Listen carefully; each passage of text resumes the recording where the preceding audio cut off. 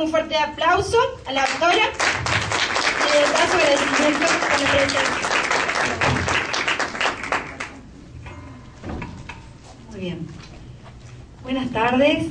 En primer lugar, quiero agradecer formalmente a la gente de la Escuela de Capacitación Judicial de Catamarca por esta invitación, en especial a nuestra amiga la doctora Ana Peraca, porque nos hace sentir como en casa, y también a todos ustedes por su presencia, y quiero decirles que realmente es un gusto para mí estar compartiendo esta jornada con ustedes.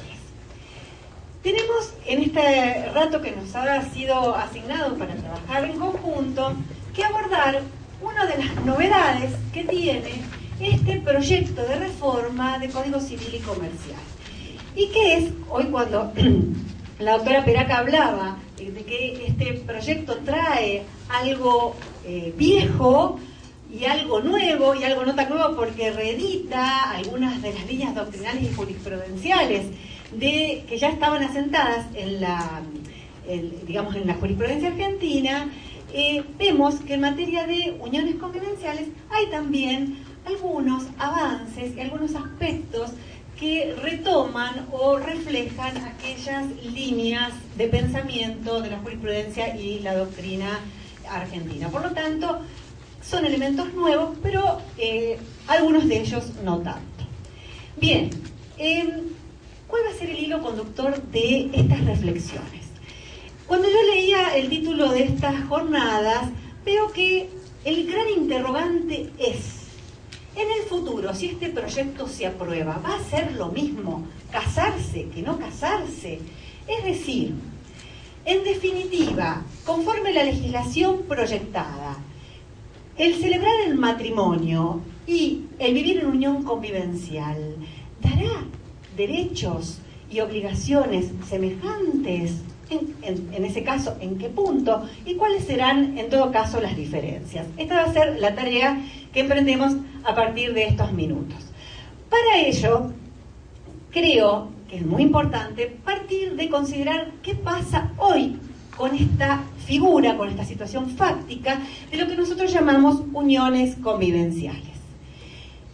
En los hechos, cuando hablamos de uniones convivenciales, vemos que hay grandes similitudes con la situación fáctica del matrimonio. ¿Por qué? Porque tenemos un dato fáctico, una pareja que convive, ya sea del mismo sexo o de distinto sexo, que está fundada claramente en una relación afectiva y generalmente sexual, un proyecto de vida en común con una expectativa de desarrollar vida familiar, y también componentes de publicidad, notoriedad, que en el matrimonio se dan probablemente por la celebración de las formas, pero que en las uniones convivenciales, o las convivencias de pareja, para que las consideremos así, también están estos elementos, una pretensión de permanencia o estabilidad, y también claramente esta idea o concepto de singularidad, o sea, de la reivindicación de la unión de dos personas, o lo que se traduce en materia de relaciones matrimoniales en la monogamia.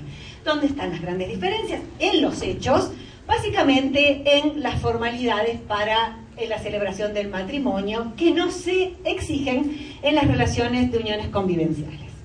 Ahora bien, esto lleva a que en nuestro régimen, en nuestra sociedad argentina contemporánea, coexistan ambas formas de organización familiar, y también dentro de esta coexistencia vemos que el matrimonio sigue siendo en nuestro sistema jurídico una institución que tiene un alto valor, que cumple una importante función de carácter asistencial.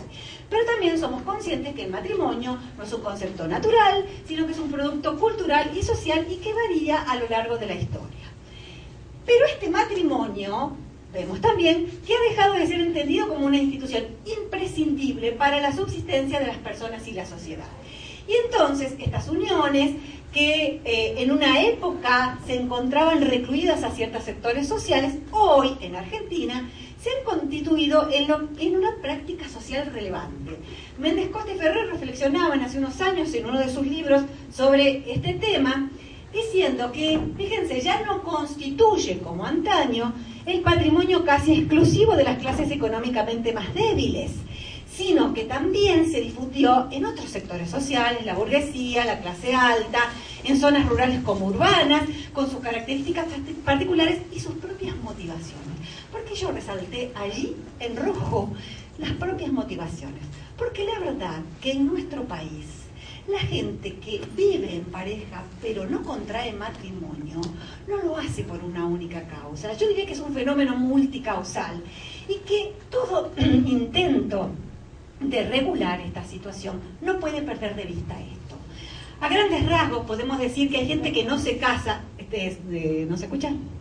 Que hay gente que no se casa por una cuestión ideológica. Reivindica la independencia de los efectos del matrimonio como una filosofía de vida. Ese sector, que generalmente tiene que ver con las clases culturalmente más favorecidas, sectores intelectuales, sectores de clase media, burguesía, es un sector bastante importante y que tiene mucha fuerza a la hora de pujar o no por incorporar una regulación jurídica de estas situaciones fácticas. Pero también tenemos otro gran número de gente que no se casa, no porque lo ha tomado como una opción tan libremente asumida, sino no lo hace porque es una consecuencia más, digamos, o natural de su marginalidad. Simplemente se unen, tienen hijos, viven en sectores que básicamente están alejados del derecho en muchos aspectos y entre esos no han tomado conciencia de los beneficios que implica en cierto sentido la unión matrimonial. Ya tengo dos tipos de causalidad. A eso podemos sumarle las cuestiones prácticas, los que no se casan por un matrimonio, digamos, porque y prefieren vivir en una unión convivencial probando a ver cómo nos va. Y otros que no lo hacen porque hoy el régimen patrimonial del matrimonio les impone una sujeción con una gran carga de compartir, digamos, los patrimonios, que generalmente cuando se trata de segundas o terceras uniones quieren preservar esos patrimonios de cada una de las líneas y entonces por eso deciden no contraer matrimonio. Miren el cúmulo de opciones que yo acá les estoy simplificando que tiene que tener el legislador cuando decide, porque en realidad cuando decide regular o no regular. Sobre esto yo voy a volver un poquito más adelante cuando veamos las opciones que ha tomado este proyecto. Ahora bien, el dato sociológico.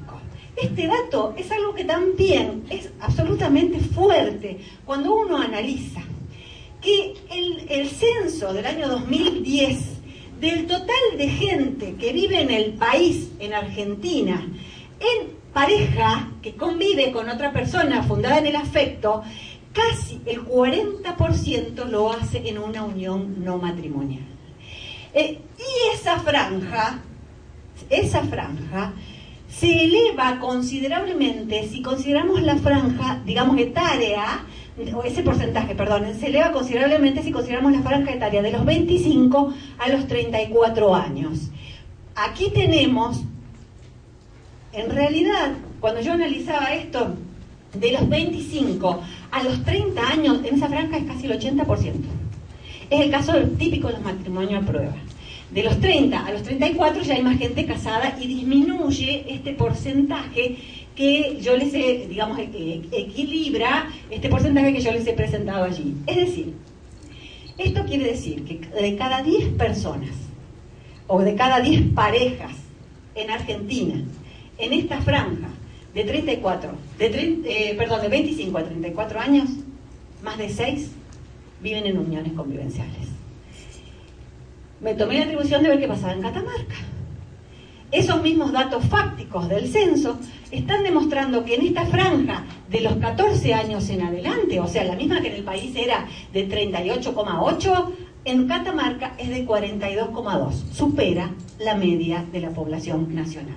Eso me está diciendo que en su provincia, de 10 parejas, más de 4 viven en uniones no matrimoniales. Este es el panorama que hoy tenemos año 2010. ¿Qué pasa en el derecho? El dato fáctico me está diciendo, se trata de situaciones básicamente análogas, de situaciones que en nuestro país tienen un consenso, ya nadie se asusta ni pretende sacar de su círculo de amistades a quien no está casado. Sería una barbaridad semejante dislate, que a lo mejor hace 50 años eso sucedía, pero en el ordenamiento jurídico es donde vemos las grandes diferencias. Como vemos, en el régimen, el matrimonio está previsto como una institución jurídica que, si bien no era una institución civil en la época de Vélez, al poquito tiempo, cuando se sanciona la ley de matrimonio civil, comienza, o digamos, se regula o se lo considera como una institución civil por la ley 2393. Esta regulación tuvo importantes cambios en el siglo pasado, tanto con la ley 17711 y la 23515, que todos los que están presentes aquí ya conocen cuáles han sido los hitos fundamentales, no me voy a detener en ello. En materia de uniones convivenciales, ¿qué ha pasado? Bueno, Vélez Sarsfield seguía la línea del Código de Napoleón, y ustedes saben que Napoleón tenía una premisa. Napoleón decía: si los concubinos se desinteresan de la ley, pues la ley prescinde de ellos. Esa premisa que tenía Napoleón se vio reflejada en todos los códigos decimonónicos y también la tomó Vélez. Ahora bien, durante muchísimo tiempo esto estuvo vigente, pero en el siglo pasado, fundamentalmente en el último cuarto de siglo, comenzó a observarse la fuerza de los hechos que se rebelaba contra esta abstención legislativa, y entonces en algunas áreas, fundamentalmente aquellas vinculadas con la protección de las situaciones de vulnerabilidad, en las cuales empezó a brindarse mecanismos de tutela a estos grupos familiares. Y también el papel proactivo de los jueces, que comenzaron a recepcionar estos mandatos. En este Power hay una enumeración, les prometo que esto queda para la gente que ha asistido a este curso y para la escuela. Yo no me voy a detener por razones de tiempo, pero está la enumeración de prácticamente todas las normas que hoy en el derecho vigente argentino se ocupan de estas situaciones de convivencias de pareja. Básicamente las leyes de la democracia, la ley de patria potestad y filiación y la ley de 23515, toman a las uniones convivenciales, que no las llamaban así, ustedes saben que las llaman concubinato. Ya explicó la doctora Lloveras que esa palabra en realidad hoy prescindimos de ella porque tiene un componente negativo muy peyorativo, y de todas maneras en la legislación argentina vemos que no siempre se hablaba de concubinato, sino también de situaciones de hecho, o que personas que hayan recibido ostensible trato familiar, con lo cual se está refiriendo a la misma situación fáctica. En algunos supuestos, en realidad lo que hace la ley es sancionarlo. Señor, si usted vive en una unión convivencial, pues entonces va a caducar sus derechos alimentarios, su derecho a atribución de la vivienda, o bien darle algún derecho, como en el caso de los derechos sucesorios en el matrimonio in extremis. Yo hoy me caso y mi conviviente, la persona con la cual yo me caso, muere dentro de los 30 días de haber celebrado ese matrimonio, de una enfermedad persistente, en principio no va a tener derechos sucesorios. Vieron que es una causal de exclusión del cónyuge. Pero si me caso para regularizar una situación de hecho, entonces se conservan los derechos sucesorios. En el caso de la presunción de paternidad, etc. Le decía, la protección de las personas en situación de vulnerabilidad. Se reconocen derecho a pensión, la cobertura de salud, relaciones laborales. Por ejemplo, el conviviente tiene derecho a la indemnización por daños en caso de fallecimiento del trabajador, de las ART. En materia de donación de órganos, se admite que sea receptor el conviviente, en ciertos receptor de órganos, ¿no es cierto? O que manifieste la última voluntad de la pareja. En materia de protección contra la vivienda familiar, se reconoce a estas uniones como grupos familiares sujetos de tutela para la lucha contra este flagelo tan tremendo que es la violencia familiar. En materia de protección de la vivienda, también la posibilidad del conviviente de continuar la locación iniciada por el locatario, y eso es todo, o casi todo. Pero paradojalmente, cuando uno empieza a hablar de este tema, la gente dice, pero ¿y los derechos sucesorios? ¿Y el derecho de alimentos? En realidad hay un imaginario colectivo que lleva a que la gente piense que en realidad tiene más derechos de los que tiene, y por eso se enfrente ante la consulta jurídica o en el momento de la crisis con la dura realidad que le muestra que aquello que pensaba que tenía protegido no lo está. ¿Y por qué esto? Bueno, porque hasta ahora el fundamento esencial de esta restricción en materia de protección de las personas que viven esta situación de convivencia ha sido la defensa de la autonomía personal.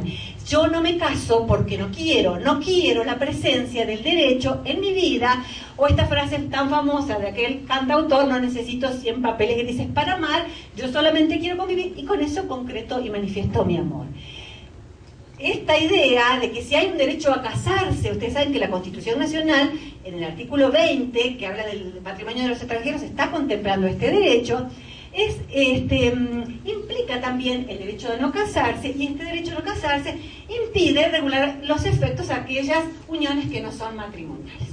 Ahora bien, yo antes le decía, bueno, está bien, esta es una realidad, pero también vemos que los hechos golpean siempre la puerta del derecho, se rebelan contra el derecho y entonces empujan a los cambios. ¿Cuáles son algunos de los aspectos que yo quiero reflexionar con ustedes? ¿Qué pasa con la protección de los derechos fundamentales, con la tutela de la vivienda, con la responsabilidad frente a terceros por las deudas, con la situación frente a las cargas del hogar? ¿Y qué pasa con la reparación de los daños y perjuicios por el fallecimiento del conviviente? Es grande la inseguridad jurídica que hay, porque cuando yo tengo hoy una de estas situaciones, suelo ir a los tribunales y pretendo la aplicación analógica de aquellas normas que en principio originariamente, digamos, no me quise someter porque son las normas que se ocupan justamente de las relaciones matrimoniales. No obstante eso, como les decía, voy a pedir, por ejemplo, la aplicación analógica del 1277. El segundo párrafo, cuando hay niños menores o incapaces. ¿Qué ha dicho la jurisprudencia? No ha sido unánime. Hay alguna jurisprudencia que la admite, que el inmueble o la vivienda donde viven menores incapaces no sea dividida cuando está en condominio de los convivientes, y otra, en cambio, la rechaza. Este fallo de Córdoba del año 2010 la ha rechazado. ¿Qué pasa con la materia de bien de familia? Miren la contradicción de este pronunciamiento de Santa Fe. En este caso, los convivientes eran titulares de la vivienda y querían constituir bien de familia beneficiando a su hija, que era la hija de ambos. ¿Qué dice la Cámara? Dice, señores, la ley es clara. Entonces, si la ley no me lo permite, yo no voy a hacer lugar a esta Constitución. Pero eso, bueno, digamos, parece que uno no lo comparte, pero no es tan grave como el argumento de uno de los camaristas, que es Saus. Y miren qué dice Saus. Él dice que en realidad se preocupa por la vulneración de los derechos fundamentales de esta familia que está siendo discriminada, y por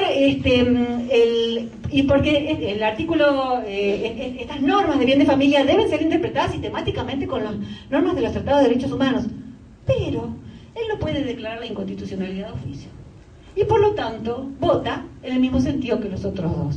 Año 2009. Yo le pregunto a este juez, además de todo lo que hablamos del tema de la inconstitucionalidad de oficio, que la Corte ya bajó línea sobre esto, le pregunto, ¿y el control de convencionalidad que los jueces argentinos tienen por los mandatos internacionales que hemos suscrito? Esto me pareció que quería compartirlo con ustedes porque me pareció realmente serio. Materia de reparto de cargas del hogar, tampoco hay normativa, y eso genera que hoy, cuando haya que repartir quién se hace cargo de tal o cual cosa, puede haber un abuso del derecho el miembro más desfavorecido. Y en cuanto a la responsabilidad frente a terceros por las cargas de la convivencia, ya esto hemos hablado esta mañana en materia de régimen patrimonial matrimonial. Aquí el perjuicio es de los terceros, que contratan con el conviviente con la expectativa de que, pensando bajo la apariencia que está casado, y que en todo caso podrá ir a cobrarse sobre los frutos de los bienes propios o gananciales del otro, que creen que es solvente, y se encuentran con que no había matrimonio y no hay patrimonio con el cual hacer frente a su creencia. Aquí las jurisprudencia va desde la aplicación de la teoría de la representación, porque entonces actuó como mandatario. Otros dicen, bueno, apliquemos la teoría de la apariencia, pero claramente tiene que haber buena fe. Poser dice, podemos aplicar la misma norma que el matrimonio, aunque no en líneas generales. Reparación por daños y perjuicios. Hoy nuestra realidad es que en materia de daño patrimonial nos encontramos con un plenario que baja básicamente líneas y que cuando el ex conviviente va a reclamar al tercero por el fallecimiento de su conviviente, si se trata de un daño patrimonial, se le reconoce este derecho siempre y cuando no haya impedimento de ligamen, o sea, que no haya estado casado el conviviente que ha fallecido. Y en materia de daños o consecuencias no patrimoniales, lo que llamamos daño moral, que el proyecto lo llama consecuencias no patrimoniales, en general la jurisprudencia es bastante vacilante, se observa una fuerte tendencia a reconocer el derecho a la reparación, pero esto no es unánime. En conclusión, vemos que por proteger, por el peso de la autonomía personal que queremos defender, en cierto sentido nos olvidamos un poco de la protección en la actualidad del principio de solidaridad, que viene a ser un principio reformulado a partir de la perspectiva de los derechos humanos en el sentido de responsabilidad.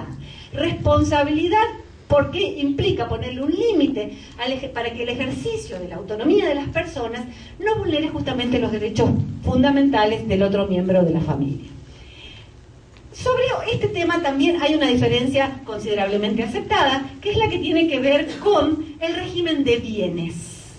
Esta mañana la doctora Peraca explicó muy bien qué pasa con el proyecto en materia de bienes. En el régimen de bienes en materia de uniones convivenciales, hoy en Argentina, partimos básicamente de dos premisas.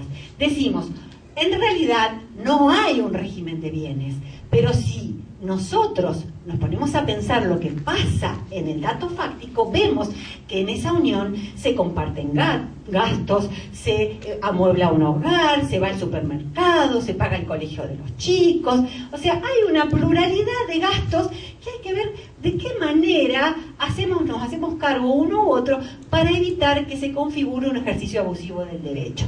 Como principio, como los convivientes son terceros, tienen amplitud para realizar todo tipo de contratos. Pero el tema, como yo les decía, que de todo, mientras dura el amor, todos estamos divinos y no tenemos ninguna clase de conflictos. Pero a la hora de la ruptura es donde surgen las injusticias y entonces vamos a golpear la puerta a los tribunales para evitar abusos o el enriquecimiento injusto en perjuicio del otro. ¿Qué dice la jurisprudencia y la doctrina unánime en Argentina? No se aplica el régimen de sociedad conyugal. Uno lee los fallos en esta materia de todos los tribunales y todos coinciden en ello. Entonces, ¿dónde vamos a buscar las soluciones? Porque resulta que entre los dos compramos la casa, pero está a nombre de él, y yo me tengo que ir, y ahora que me tengo que ir, pero yo aporté allí, o como él trabajaba y obtenía recursos, pero yo me encargué toda la vida de tenerle limpia la ropa, de cuidar a los chicos, no pude salir a trabajar, por lo tanto no pude incorporar no pude incrementar mi patrimonio, o trabajamos los dos en una empresa, pero que estaba a nombre de él, y los dos trabajamos codo a codo. Bueno, aquí las soluciones hay que buscarlas en el derecho común. La vía más utilizada generalmente es la disolución de la sociedad de hecho. ¿Por qué? Porque hay una norma del Código Civil actual, el 23, que está como queriendo abrir la puerta en ese sentido, que plantea que en los casos de nulidad del matrimonio, cuando ambos son de mala fe, se lo reputará, dice, concubinato, y se dividirán los bienes si se prueban los aportes conforme a las reglas de la sociedad de hecho. El tema de probar una sociedad de hecho es un tema complejísimo. Muchas demandas se rechazan, porque no solamente debo probar los aportes, y el trabajo doméstico la jurisprudencia no lo considera aporte mayoritariamente, sino que debo probar el ánimo de lucro y el affectio societatis. Hay un tema muy serio de prueba que también se ha discutido en cuanto a la amplitud de los medios probatorios, porque esto no deja de ser un contrato, y en cuanto a las pautas de valoración, si son restrictivas o si son flexibles. Afortunadamente, en un fallo del año pasado, el famoso fallo del disco rojo, en el año 2011, la Suprema Corte de Buenos Aires dijo, no, miren, dejémonos de bromar. Acá no hay nada que exija que para probar la existencia de una sociedad de hecho, la prueba debe ser valorada restrictivamente. Afortunadamente, hay algunos tribunales que encienden luces de alerta en este tema de la sociedad. De hecho, este es un caso de jurisprudencia del año pasado en el cual la Cámara Nacional Civil Sala L rechaza por mayoría el pedido de una mujer que se disuelva la sociedad de hecho. En este caso, esta pareja vivía desde el año 1982 junta, pero vivían en un inmueble que el señor había heredado y allí habían puesto como una especie de conventillo de los de antes, así alquilaban las habitaciones. ¿Qué hacía la mujer? Limpiaba, cobraba los alquileres, pagaba los impuestos, y ella viene y decía, acá hubo una sociedad. ¿Qué le dice en primera instancia? No, acá no hubo una sociedad porque no está acreditado el ánimo de lucro y la affectio societatis. La Cámara dice, confirma lo que dice primera instancia, y dice esto: la contribución en el quehacer doméstico es una actividad que integra el contenido de las relaciones concubinarias, al igual que el pago de impuestos, tasas y expensas del inmueble, pero tales contribuciones no pueden considerarse aportes societarios. Entonces, ¿qué es lo que dice Pérez Pardo? Dice, señores, ¿qué hubiese pasado aquí si quien realizaba la limpieza de la escalera era él? ¿También hubiesen considerado ustedes que aquí él estaba obligado, porque integraba las prestaciones concubinarias, la obligación de barrer las escaleras y limpiar los vidrios y mantener los espacios comunes? Ella dice, acá hay un supuesto claro de discriminación de género, y por eso ella vota en contra, ¿no? Disiente con el fallo de la Cámara, porque dice, hay trabajo femenino invisibilizado y esta solución que ustedes están dando es discriminatoria. Otra de las soluciones que tenemos en esta materia, y que yo quiero que ustedes, en realidad esto que tenemos hoy, yo lo estoy repasando porque me va a interesar que lo analicemos cuando veamos qué pasa en el futuro. No nos desprendamos de esto porque ya no lo necesito más, porque si sale el nuevo proyecto no lo voy a necesitar, sí lo podemos necesitar. Cuando la división de condominio, afortunadamente los chicos nuevos, jóvenes, lo que compran lo ponen entre los dos, en general, lo ponen como con titularidad, pero muchas veces, ¿qué pasa con el tema de los muebles? ¿Qué pasa con las situaciones donde se trata de comunidades de intereses y no hay bienes digamos con titularidad registral?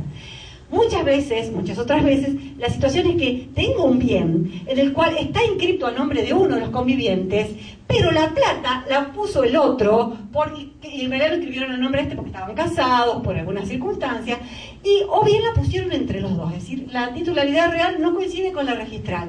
Y entonces, al momento de la ruptura, el conviviente que puso la plata, que no es el dueño del bien, se encuentra con que tiene que hacer algo para recuperar su inversión.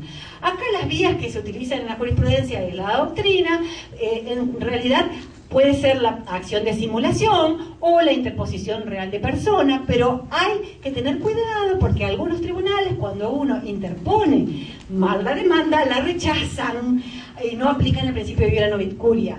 Esto, hay mucha jurisprudencia, el caso Gándara, por ejemplo, es esclarecedor, que baja líneas respecto de cuándo interponen una acción y cuándo otro, yo se los dejo allí. Y por último, el enriquecimiento sin causa. También es una vía que se utiliza, aunque es una acción que no es fácil, porque como ustedes saben, es una acción supletoria, que se plantea si no hay otras vías adecuadas, y que requiere la prueba de todos los extremos, que lo hemos estudiado tanto en obligaciones. Este es el panorama a rápidos rasgos de la situación actual. Ahora bien, ¿qué pasará si este proyecto de reforma se aprueba?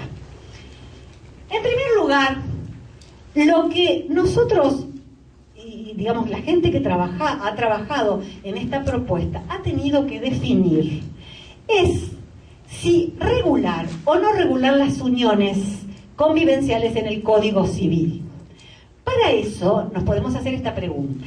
Esta mañana se estuvo hablando muchísimo de derecho constitucional familiar y de la obligación de que el derecho interno responda a los mandatos de este plexo de los derechos humanos.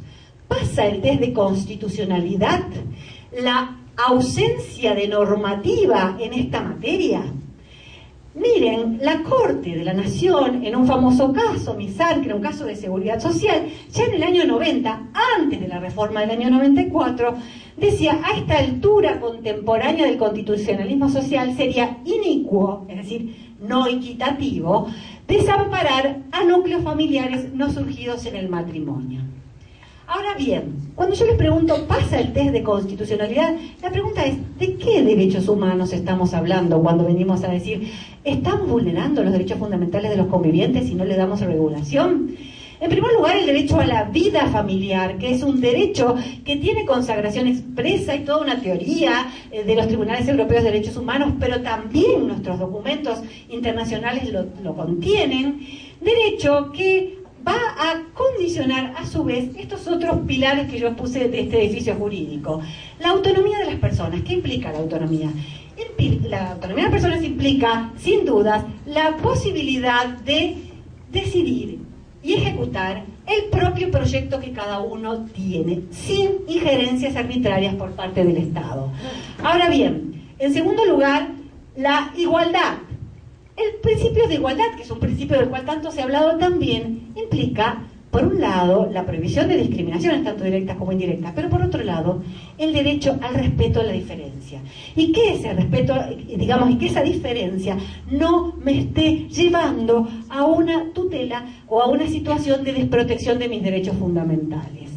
Y por último, la solidaridad familiar, que yo les decía recién, que viene a poner un límite a esta situación de ejercicio de la libertad, que también esta mañana se planteó si esto no nos llevaba a una situación de excesivo individualismo o liberalismo. El interrogante obligado ante esto es, ¿se respetan los derechos fundamentales o esta omisión constituye o puede constituir una injerencia arbitraria? ¿Por qué yo hablo de injerencia arbitraria? El Tribunal Europeo de los Derechos Humanos ha fijado una serie de lineamientos que toma también la Corte Interamericana y nuestros jueces, al decir que cuando hay un tratado internacional que reconoce un derecho, los estados lo violan, no solo dictando normas que sean contrarias, sino también dejando de dictar aquellas normas que son necesarias para garantizar la protección de esos derechos. Estas obligaciones positivas se violan si yo no dicto esas normas. Entonces, fíjense, acá la Corte Interamericana de Derechos Humanos está recepcionando ese principio. Entonces, sobre esta base, pensemos en esto. ¿Qué pasa con el derecho a la autonomía personal y el derecho a no casarse? Si yo le estoy diciendo al conviviente, mire, usted, si quiere casarse, no se case, pero embrómese, porque si quiere protección, entonces cásese. Si usted quiere, siga el modelo que yo le estoy poniendo, que es el mejor modelo. Por eso lo protejo. Si no lo quiere, pues entonces, embrómese.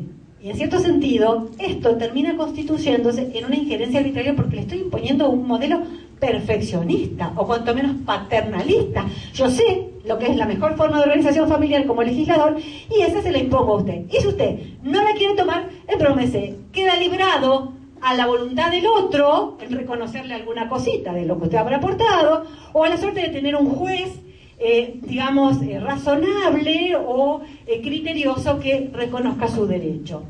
El principio de igualdad y no discriminación. Nadie dice que nosotros tenemos que regular igual uno y otro de las situaciones jurídicas, de las situaciones fácticas. Esto no es así.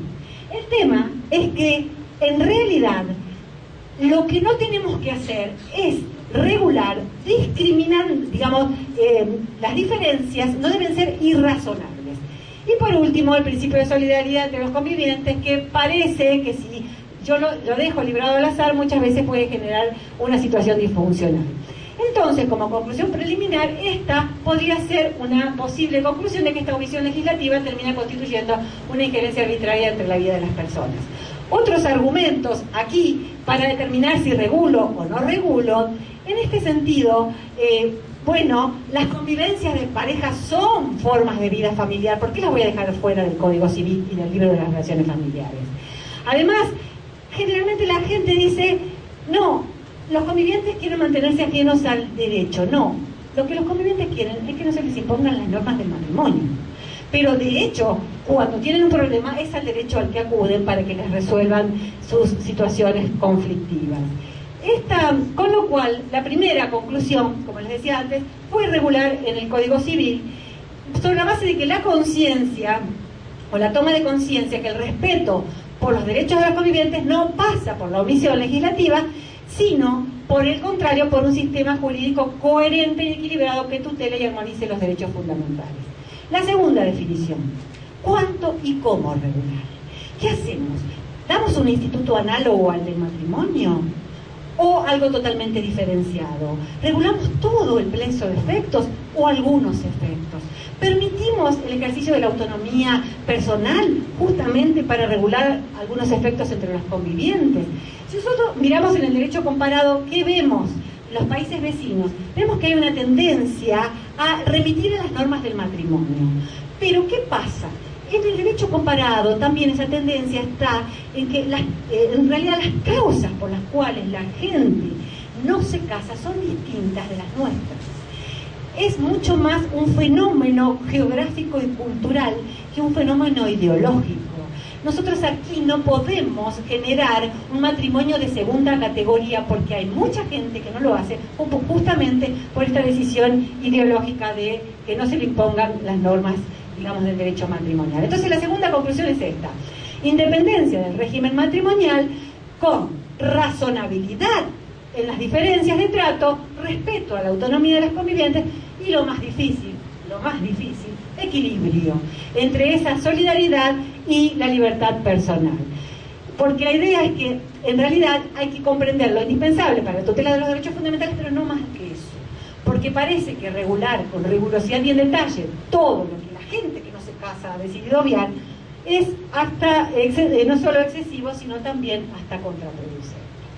Entonces, ya llegando al proyecto y al diseño proyectado, vemos que en el libro segundo tenemos un título primero en el cual se regula matrimonio, en el título segundo el régimen de bienes, del cual ya han hablado esta mañana los colegas, y en el título tercero la materia de las uniones convivenciales. Ahora bien, vamos a tratar de escudriñar digamos, semejanzas o aproximaciones y diferencias. En primer lugar, el elemento fáctico que yo les decía antes está presente en ambos. Esta existencia del proyecto de vida común con una vocación de constituir una organización familiar. Fíjense, en las uniones específicamente se rescata, luego de caracterizarla, compartir un proyecto de vida común, y en el matrimonio también el 431, del cual hablaba esta mañana el doctor Faraoni, habla de que se comprometen a desarrollar un proyecto de vida en común. Solamente que mientras en materia de uniones describe más, porque es una institución que viene a ser reconocida por primera vez en nuestro ordenamiento jurídico, el matrimonio nadie tiene que decir lo que es. En segundo lugar, requisitos. En materia de uniones convivenciales, el artículo 510 dice que para que se reconozcan efectos de este título tercero, esta unión tiene que estar celebrada entre dos personas, con independencia del sexo, pero dos personas, que sean mayores de edad, que no estén unidos por vínculos de parentesco, esto ni siquiera en línea recta, ni siquiera en línea colateral hasta el segundo grado, o por afinidad en línea recta, que no estén casados o en otra unión convivencial, y que mantengan esa convivencia por un plazo mínimo de 2 años.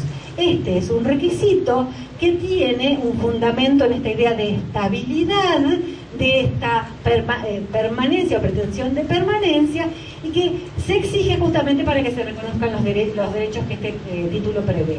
En el matrimonio también tenemos, si se quiere, impedimentos, que nos hablan del impedimento del parentesco, el impedimento del ligamen, el impedimento de edad, pero existe posibilidad de dispensar algunos supuestos, como por ejemplo la edad para contraer el matrimonio o la falta de salud mental. En materia de uniones, en la materia de uniones convivenciales, el artículo 511 específicamente dice que estas uniones pueden registrarse. Esta registración de estas uniones no es obligatoria. No es obligatoria. ¿Esto qué quiere decir? Si yo tengo una convivencia y no la registré, ¿no voy a tener los derechos de esta norma? No, no quiere decir eso. Quiere decir que va a facilitar la prueba. Va a tener que ser registrada debe ser solicitada por ambos integrantes. Bien, una gran diferencia aquí. En materia de autonomía personal, el artículo 513 dice que los convivientes pueden, por medio de pactos que celebren, disponer que no se aplique toda la normativa que está en este título, salvo lo que se reserva como núcleo duro, derechos fundamentales, que tienen que ver con la garantía de ese principio de solidaridad que estuvimos hablando hasta ahora. En cambio, en el matrimonio, como también explicó la doctora Peraca, es mucho más restringida. Si bien hay una apertura para la autonomía personal, hay una norma expresa que dice toda otra convención entre los convivientes sobre cualquier objeto relativo al matrimonio es de ningún valor. O sea, usted puede optar por régimen de separación de bienes o por régimen de comunidad, toda otra cosa será de ningún valor. Los pactos, ¿qué son los pactos de convivencia? Son acuerdos, contratos que realizan los convivientes para regular los efectos de su convivencia durante la convivencia o luego de la disolución. Se hacen en forma escrita, a diferencia de no se exige escritura pública, a diferencia de lo que sucede con las convenciones matrimoniales, y su contenido puede ser amplísimo. Puedo pactar cómo nos repartimos las cargas, quién paga el colegio del hogar, qué pasará con la vivienda si se produce la ruptura de la convivencia, etcétera, etcétera. Lo puedo modificar y para ser oponible a terceros se requiere registración. Efectos patrimoniales o económicos durante la vida en común. En el matrimonio se aplica todo lo que han visto esta mañana, convenciones matrimoniales y todo lo que dice el título segundo. Y en las uniones, si no hay pacto, no hay régimen. Cada uno administra y dispone de sus bienes, de los bienes que son de su titularidad, con la única excepción que tiene que ver con los mecanismos de protección para la vivienda inmueble. Régimen primario. Esta mañana también se vio que había un régimen primario para el matrimonio, es decir, todo lo que no puede pactarse, que los cónyuges dejen de lado. En materia de uniones también. Y vamos a ver por qué. Fíjense, en materia de uniones, durante la convivencia, los convivientes se deben asistencia. En materia de matrimonio, se deben alimentos durante la vida en común y la separación, de hecho, como bien explicaron. Durante la separación, obviamente, no se deben alimentos en la convivencia. En materia de cargas, esto es totalmente igual que lo que explicó la doctora Peraca. Los convivientes van a aportar al sostenimiento de las cargas del hogar en proporción a sus recursos. Y hay una norma que establece específicamente que el trabajo doméstico, o sea, las tareas del hogar, van a ser consideradas como aporte. En materia de responsabilidad frente a terceros, lo mismo que se explicó esta mañana, ambos convivientes son solidariamente responsables por las obligaciones contraídas frente a terceros por dos tipos de obligaciones, para satisfacer las necesidades ordinarias del hogar o para el sostenimiento y educación de los hijos comunes. Es decir, igual que lo que se explicó esta mañana en el matrimonio. En materia de protección de la vivienda, cuando la unión convivencial está inscrita, este es uno de los pocos casos en los cuales para tener protección se requiere inscripción, porque aquí está en juego el interés de terceros. Puede haber afectación de derechos de terceros si yo no establezco como requisito esta obligatoriedad de la inscripción. Ahora bien, dice el 522 que se requiere el asentimiento para disponer de derechos sobre la vivienda, los muebles, y también esta casi afectación automática, que también esta mañana se explicó, que la vivienda donde está radicado la pareja no va a poder ser ejecutada por deudas posteriores a esa unión convivencial inscripta o al matrimonio, salvo que hayan sido contraídas en forma conjunta por ambos o por uno con el asentimiento del otro. En materia de bien de familia, viejo bien de familia, afectación, van a poder ser designados beneficiarios tanto cónyuge como conviviente. En materia de transmisibilidad de la vivienda afectada, también se equipara, digamos, cuando está casado, vive en una unión convivencial inscripta, este es el otro caso en el cual se requiere inscripción. El inmueble no puede ser transmitido ni grabado de conformidad sin la conformidad del cónyuge o del conviviente. Otros efectos personales. Las uniones no generan parentesco. La existencia de una unión convivencial no genera entre los convivientes ni entre los parientes de uno y los parientes del otro ninguna clase de parentesco. En cambio, en el matrimonio sí ustedes saben que genera parentesco por afinidad con todos los efectos que esto implica. Otros efectos personales, y esto tiene que ver justamente con cuestiones que hacen al ejercicio de derechos personalísimos. Por ejemplo, la facultad de dar el consentimiento informado para actos médicos o investigaciones de salud. Si la persona no está posibilitada, el médico la va a pedir al cónyuge, pero también podrá otorgárselo el conviviente. Lo mismo pasa con la disposición de las exequias. Yo no dispuse qué quiero hacer con mis restos mortales. Hoy, ¿a dónde se va? ¿A quién se le va a preguntar? Al cónyuge. Bueno, el artículo dice al cónyuge o conviviente u otros parientes. Las acciones de protección del nombre, el ejercicio de la responsabilidad parental, no existen diferencias en este sentido. Bien, esto estuvimos hablando ahora. ¿Qué pasa con el régimen de las uniones convivenciales durante la convivencia? Y esto es todo lo que dice este proyecto vinculado a la situación de las uniones convivenciales durante la convivencia. Es decir, les estoy diciendo, señores, ustedes acuerden los efectos económicos de su unión y pueden acordar todos los efectos de su relación convivencial. Si no acuerdan, estos 3 lineamientos que yo les estoy marcando no van a poder modificarse y esto se va a aplicar. Ahora bien, ¿qué pasa cuando esta unión se finaliza? Bueno, hay también un artículo que tiene las causales de cesación de las uniones, en las cuales, si uno lo compara con el artículo de disolución del matrimonio, aparece el dato fáctico. El cese de la convivencia por sí da lugar a la cesación de los efectos de estas uniones. Posicionémonos en la situación de ruptura. Se finalizó la unión convivencial y vamos a hacer la comparación también con qué pasa con la finalización del matrimonio. Esta mañana se habló que si uno ha cesado el matrimonio, uno de los cónyuges puede pedir que se le atribuya la vivienda donde estaban residiendo y da una serie de pautas de preferencia que el doctor Faraoni enunció, como por ejemplo quién queda al cuidado de los hijos, quién está en peores condiciones de obtener una vivienda, los intereses de terceros y la edad y estado de salud. Esa atribución se hace sin límite temporal.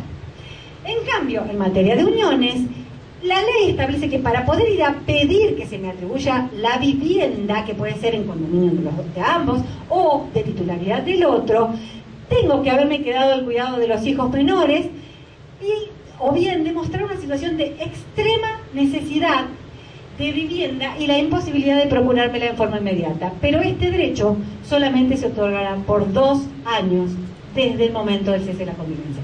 ¿Qué finalidad tiene? Bueno, no dejarlo en la calle, que pueda tener un tiempito como para reacomodar su situación habitacional. En materia de afectación de la vivienda, aquí, en lo que decíamos esta mañana, creo, ¿no? En la resolución que dicta el juez sobre el divorcio, cuando le atribuye la vivienda a uno, puede, a pedido de ese interesado, disponer que se afecte la vivienda para que no pueda ser ejecutada por deudas posteriores a esa afectación. En materia de uniones convivenciales hay algo parecido, simplemente que se está sujetando también a la protección de los hijos y no tan específicamente en lo que hace a la pareja de convivientes en sí, porque exige que para que esto sea así haya beneficiarios incapaces o con capacidad restringida. En materia de derecho real de habitación, ustedes saben que en el matrimonio, hoy, en nuestro sistema actual, existe la posibilidad de que el cónyuge vaya a pedir que se le asigne la vivienda donde estaba habitando, que era sede del hogar conyugal, cuando el otro se muere, que se le asigne un derecho real sobre esa vivienda para que no se lo chupen los herederos, digamos, la masa del sucesorio. El proyecto también lo conserva de una manera mucho más flexible, porque establece que no hay causales de extinción de este derecho. En la actualidad, si yo voy a vivir con mi conviviente, se me acaba el derecho. Es una causal de extinción. En cambio, en el proyecto, en materia de matrimonio, no hay causales de extinción. Y es un derecho que se otorga automáticamente de pleno derecho, dice el proyecto, gratuito y vitalicio. Esto está previsto en la norma de los derechos sucesorios. En materia de uniones convivenciales, hay una norma que también implica un derecho real de habitación para el conviviente. Pero ustedes saben que el conviviente no es heredero, no está incorporado dentro de los sucesores. Entonces, se exige que este conviviente pruebe que no tiene una vivienda propia habitable y no va de pleno derecho, sino tiene que ir a pedirlo. El plazo máximo de tiempo por el cual se le otorga, otra vez, de 2 años.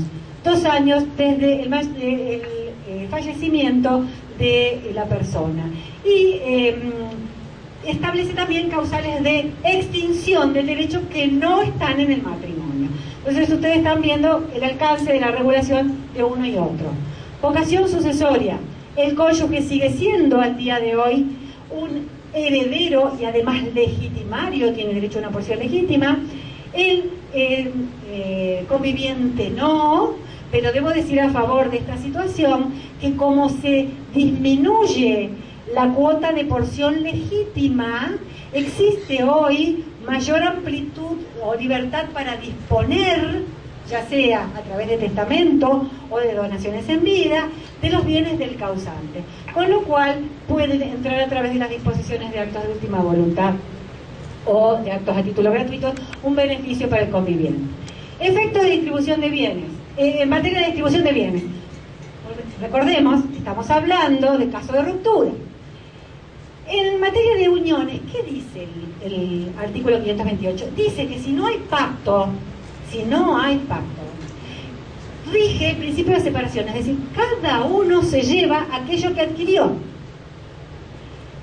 sin perjuicio de la aplicación de los principios de interposición de persona, de enriquecimiento sin causa, etcétera, etcétera. ¿Qué nos está diciendo este artículo? Que toda la jurisprudencia que tenemos, que vimos antes rápidamente, no se aplica más y no resuelve el problema. No. Nos está diciendo, en este tema no me voy a meter como legislador. Esto queda sujeto a ustedes, señores. Acá no hay nada malo en sentarse a acordar los efectos económicos de esas uniones. Hay que sentarse a hacerlo, porque tienen la posibilidad de hacerlo ahora de una manera ágil y fácil. Si ustedes lo hacen, el problema lo van a haber resuelto ustedes antes de que surja. Y no yo, con lo que implica ir a plantear una acción de simulación o interposición de personas. En materia de matrimonio, ya lo vimos esta mañana cómo se dividen. Y ya, para ir cerrando,